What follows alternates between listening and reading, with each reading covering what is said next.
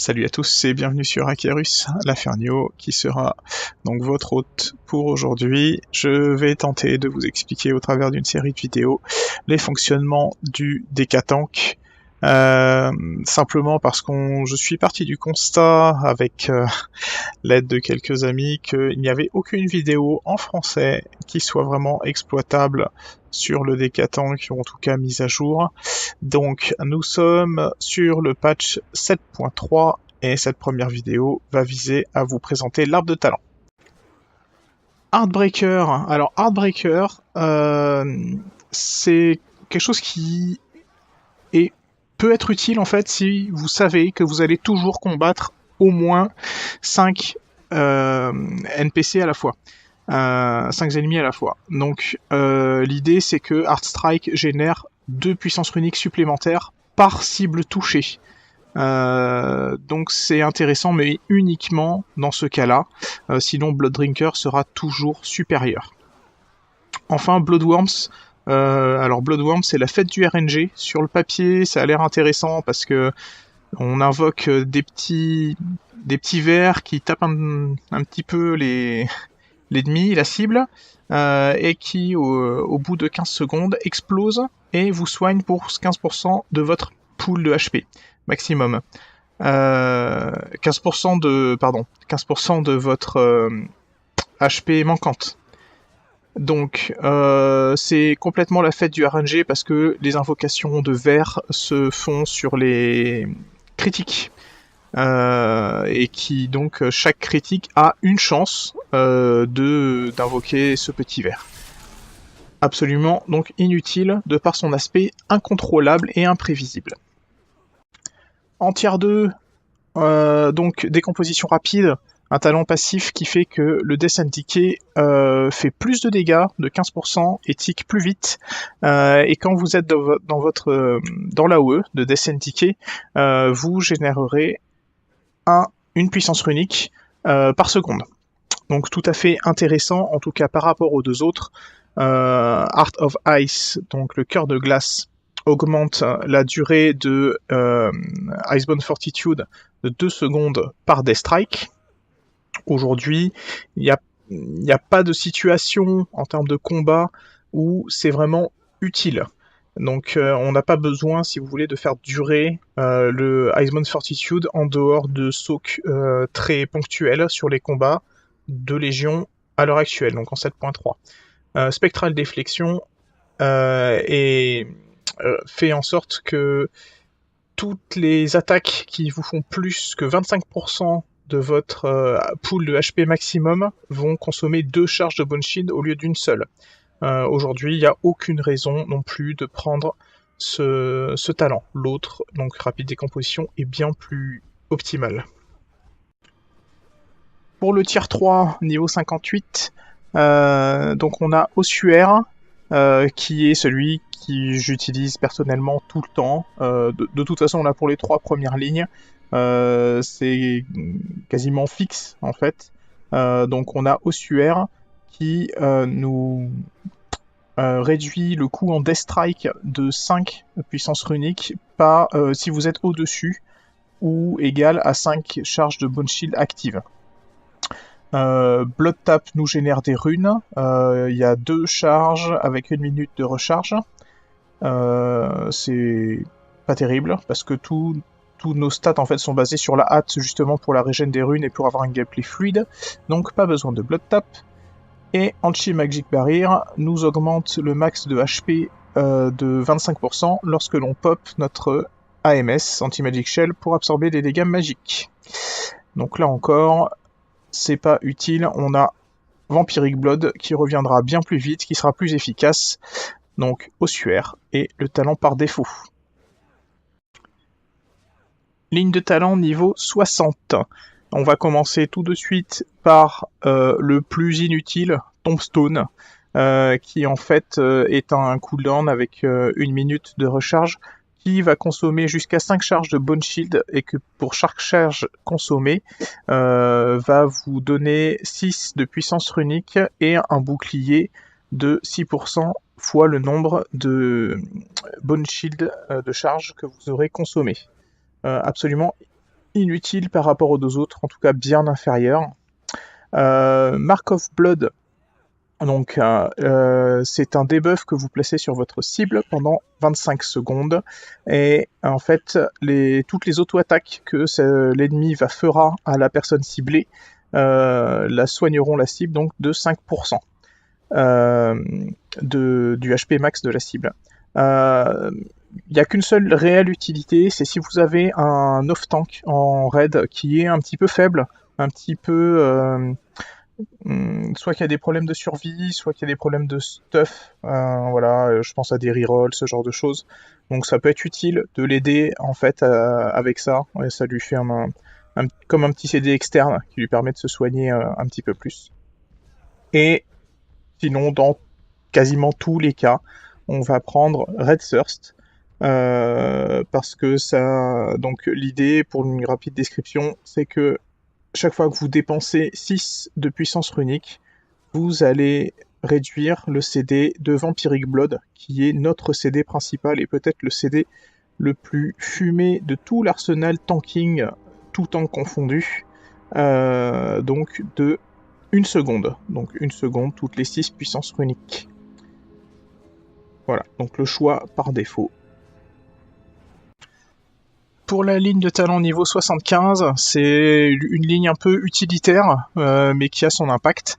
Donc, vous avez Tightening Grasp qui vous réduit en fait le Mass Grip, donc Gorfin's Grip, de 30 secondes, donc ce qui le passe à 1,5 minutes de cooldown au lieu de 2 minutes. Et le Death and Decay, donc votre AOE, que je viens de placer là-bas, réduit la vitesse de déplacement des ennemis de 70% lorsqu'ils sont à l'intérieur. Donc tout à fait utile, je pense notamment aux semaines nécrotiques pour les donjons Mythic Plus où vous avez besoin de kiter. Si jamais vous êtes avec un gros pack des mobs sur le dos, que vous pouvez pas déstacker facilement vos stacks de nécrotiques, c'est le premier outil de kiting du décassant. Tremble Before Me affecte à nouveau Death and Decay. L'idée c'est que ça a une chance en gros de les fear sur place, donc en faisant un interrupt, tous les ennemis qui sont dans l'AOE de Death and Decay. Alors personnellement, j'ai jamais trouvé d'utilité autre que pour le challenge tank de la tour des mages des îles brisées, de Broken Shore, pardon. Certaines personnes l'utilisent pour les donjons Mythic Plus, où il va y avoir pas mal de dégâts magiques à interrupt, et si vous avez des DPS tout pourris qui ne font pas leur boulot. Ça peut aider un peu à survivre, même si de manière générale, la survie, le sustain en fait en DK tank n'est pas un problème en solo. Ensuite, vous avez March of the Damned qui augmente votre CD de déplacement en fait, donc la marche spectrale, elle passe de 70% à 100% et donc casse tout ce qui est stun, snare, etc. Donc c'est pas mal utile sur tous les fights à déplacement. Je pense par exemple au raid, le dernier raid, là, la tombe de Sargeras. March of the Damned est beaucoup plus intéressant que les deux autres. Pour la ligne de talent du niveau 90, le choix est un peu moins grand que pour la ligne 100. Dans 95% des cas, si ce n'est plus, j'utilise Full Bulwark, donc qui augmente de 2% votre HP maximum par charge de Bone Shield active. Donc pour faire simple, aujourd'hui j'ai 7,7 millions de points de vie de base. Et si j'augmente mes stacks, oui, à 7 stacks je suis à 8,8 millions, à 10 stacks 9,2 millions. Et en fait, on peut monter après via le toolkit du décassant à extrêmement haut. Bonjour, 17 millions, 18, etc. etc. En gros, on peut monter quasiment à 20 millions avec le pool de puissance runique bien rempli. Voilà, donc comme tout le gameplay du Decatank tourne autour du max HP et de notre capacité à nous soigner, Full Bulwark est le meilleur talent dans presque tous les cas. Ensuite, vous avez Runetap. Runetap qui est un CD de réduction de dégâts, donc 40% sur 3 secondes avec 2 charges de base. Il y a 25 secondes de recharge. Et l'idée, c'est que si vous êtes sur un fight où vous avez besoin de prendre des dégâts donc occasionnels mais prévisibles, et que vous savez que vous avez besoin absolument d'un CD de réduction de dégâts, vous pouvez le prendre. Alors je pense par exemple au pic sur Odin, également sur les Armageddon de Kil'jaeden, ou éventuellement si vous êtes dans une guilde qui vous demande de socker seul les marteaux sur la Maiden dans la tombe, pour une tape peut être une très bonne option. C'est d'autant plus une bonne option si vous avez l'anneau légendaire Soul of the Deathlord qui vous permet en fait de combiner Full Bulwark et Runetap. Donc tout à fait viable dans ces cas-là. Will of the Necropolis. Donc en fait, chaque fois que vous prenez des dégâts sous 35%, les dégâts en question sont réduits de 35%. C'est pas utile du tout. Donc à éviter, les deux autres sont juste largement supérieurs. Alors, notre trappe de talent, contrairement en fait à d'autres classes, je pense notamment au DH Vengeance, où il y a énormément de talents qui peuvent avoir des utilisations pour plein de situations différentes. Le set du DK est aujourd'hui assez fixe, malheureusement. On va voir qu'il y a certains talents qui sont juste obligatoires dans leur utilisation si vous voulez performer de manière correcte. Pour pas faire comme tout le monde, je vais partir du bas et du dernier talent qui va en fait impacter votre gameplay, on va dire, de manière plus substantielle que les autres. Donc, talent de niveau 100, on a Bone Storm, Blood Mirror et Purgatory. Donc je suis désolé par avance, j'ai pas forcément les noms donc en français en tête. Bone Storm, ça doit être donc Tempête d'os. C'est un CD extrêmement puissant, notamment en Mythic+. Donc l'idée, si vous voulez, c'est que vous montez votre puissance runique, le CD absorbe toute cette puissance runique et la transforme donc en tempête d'os, qui va causer des dégâts à tout le monde autour de vous pendant 1 seconde par 10 puissances runiques dépensées. Accessoirement, tous les dégâts que vous faites vous soignent de 2% pour votre pool de HP max par tick, donc par seconde. Extrêmement puissant en Mythic+, notamment sur les semaines Fortified, comme cette semaine, où voilà, les packs donc, de trash sont renforcés et vous pouvez monter en dégâts de manière absolument colossale. C'est absolument inutile, ce sera moins puissant qu'un bête Death Strike en single target. Donc pour tout ce qui est combat de boss, c'est absolument inutile. Je pense au raid notamment. Ensuite, on a Blood Mirror. Blood Mirror, c'est donc un cooldown offensif qui a 2 minutes de CD. L'idée, c'est que ça applique un debuff pendant 10 secondes sur votre cible et que 20% de tous les dégâts que vous recevez seront redirigés vers la cible en question.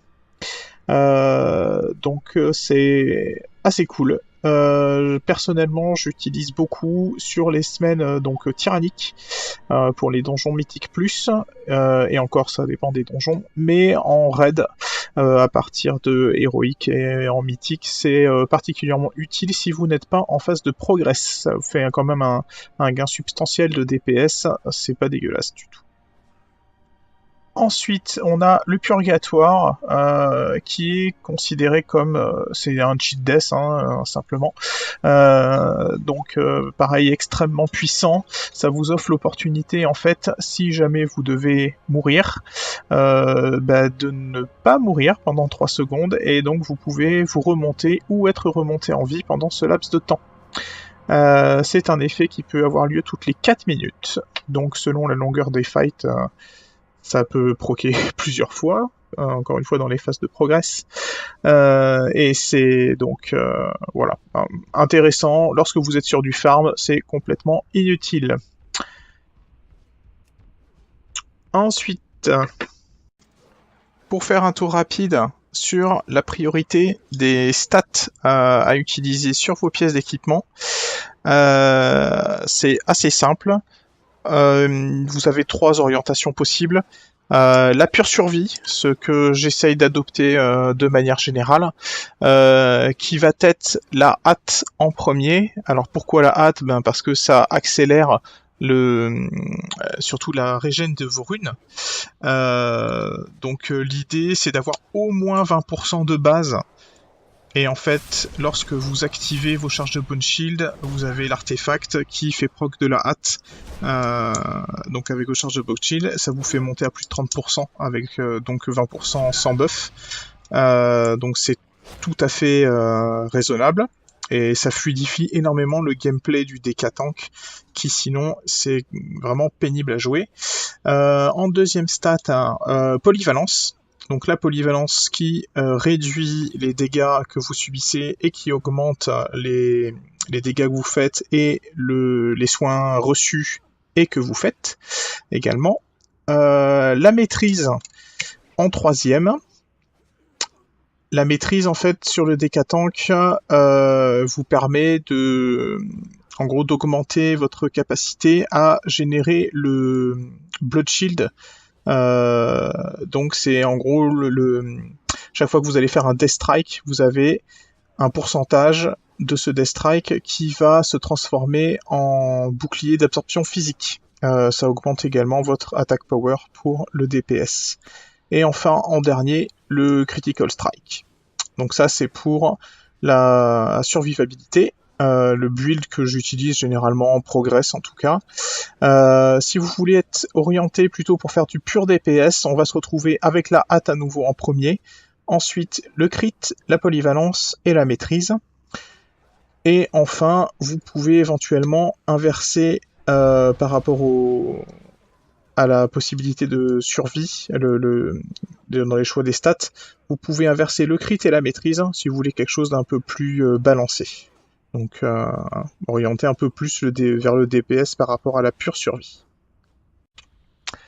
Et voilà donc pour cette première introduction au talent et aux statistiques du DK Tank. Donc n'hésitez pas, si vous avez des commentaires, c'est ma première vidéo sur le sujet, donc je suis preneur évidemment de toutes les critiques du moment qu'elles sont constructives, donc j'attends vos retours avec impatience, et je vous fais des gros bisous, à bientôt sur Akirus, ciao ciao.